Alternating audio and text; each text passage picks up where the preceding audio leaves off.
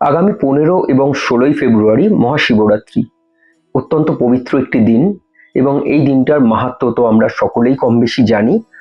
যাদের হরোস্কোপে বিভিন্ন রকম দোষ রয়েছে, বিভিন্ন রকম খারাপ যোগ রয়েছে, বা যারা জীবনে অত্যন্ত খারাপ সময়ের মধ্যে থেকে যাচ্ছেন বা মানসিকভাবে অত্যন্ত ভেঙে পড়েছেন, বিভিন্ন রকম মানসিক ওঠাপড়ার মধ্যে থেকে যাচ্ছেন, তারা প্রত্যেকে কিন্তু অবশ্যই শিবরাত্রি পালন করুন এবং ভগবান ভোলেনাথকে গঙ্গাজল, বেলপাতা আপনার সাধ্যমতো যা কিছু সম্ভব অর্পণ করুন।